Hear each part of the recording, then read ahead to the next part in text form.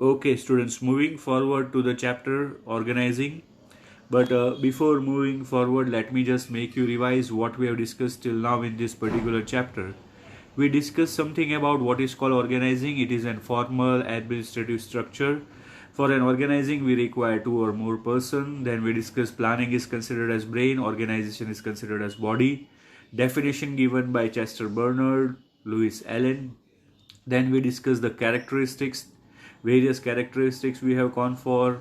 Lastly, we completed, and that is one of the favorite of board, that is process of organizing.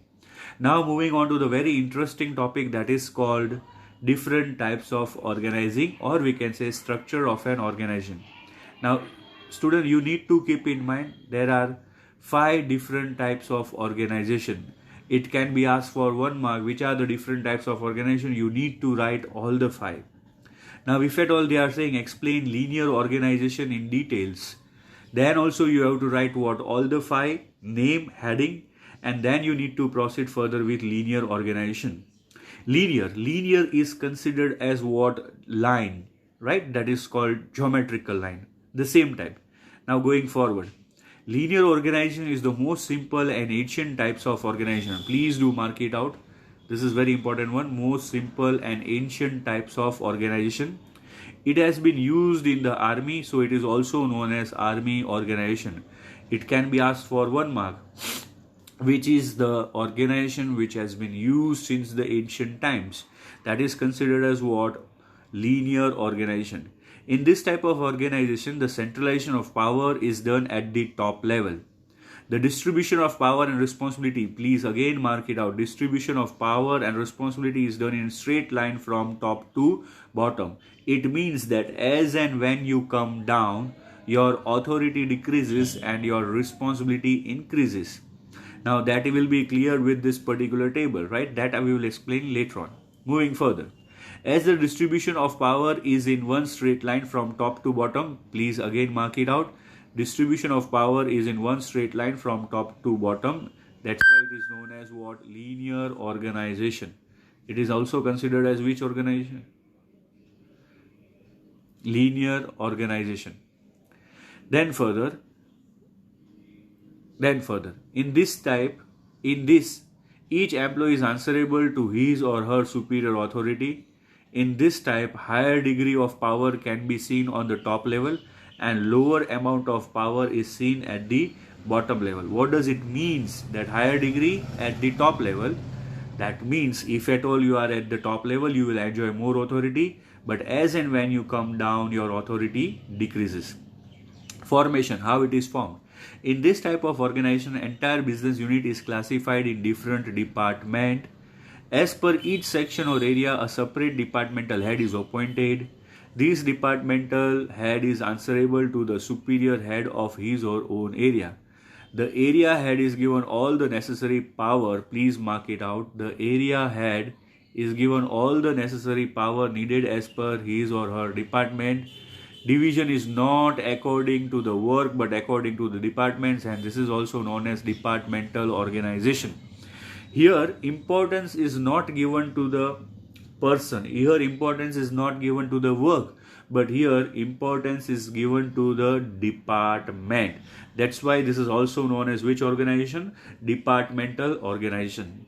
Now this chart, you need to go through it, very much important. Whenever it is asked for 3 marks, you need to go through it. Moving further, in linear organization, the greatest power is seen with board of directors, MCQ. They take policy-based decision. The general manager is assigned necessary powers from them. The general manager is the main administrative head whose work is to ensure that the lower employees follows the task and decision taken by the board of directors.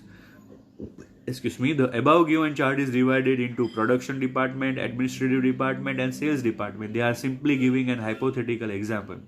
Now important comes from here onwards. You need to mark. As per the important work in each department, purchase, production or sales officers etc. are appointed. Such officers carry the entire responsibility of their section. Under such officers, please mark it out, supervisors, foremen and clerk etc. work. Now what is the difference between supervisor, foreman and clerk? That we have already made it clear. Alright, linear organization ensures power from top to bottom, responsibility from bottom to top. That means power flows from top to bottom and responsibility goes from bottom to top. It's a very simple. Now, I would just like to give you brief introduction about the linear organization, what we are discussing. See, simple. Student, this has been used by the military since beginning. That's why it is known as army organization. Here, importance is given to the department, so it is known as departmental organization. A particular person is being made the head of the department and he has to carry out all the activities. For small details, you need to take the permission of your higher authority and then only you can proceed further. Linear stands for line. As and when you go for a geometrical line, you draw a line, what happens? As and when you come down, authority decreases and responsibility increases. Now, students, making you explain this particular diagram. See, first comes board of directors, then general manager, then it is divided into different department. Which are those department? That is production department, administrative department and sales department. Now, students, see, production department, there are two heads, purchase officer and production officer. Below production officer, it comes supervisors, foremen and workers. We have already seen what is the difference. Now, what happens? If at all a particular officer, that is, let us take the example, administrative officers, cannot ask a single work to be done by the workers of production department. Means क्या है, वो जो worker है जो production department को belong करता है, he is not going to follow the orders of other particular department. So here importance is given to department and not to the work. So please student keep in mind linear organization kya hai, right? Then further, very important point. Such kind of structure is more favorable where there is a small size of organization and the work area is also limited. Now, it can be asked as an VSQ, where linear organization is more favorable. It is more favorable where there is small size of the business, work area is limited. Alright students, so line organization, I expect it is very much clear to you. Nothing but what? The head of the departmental is going to enjoy the authority. For small details you need to ask to your higher authority. That means you are not free to take any decision. Another name of linear organization is considered as what? Army organization or department. Why department? Because importance is given to the department. Go through the diagram. Then finally where it is applicable. Tomorrow we will proceed with functional organization. By the time, please make it clear what is line organization. Okay, if you have any doubt, please do call me. Bye bye.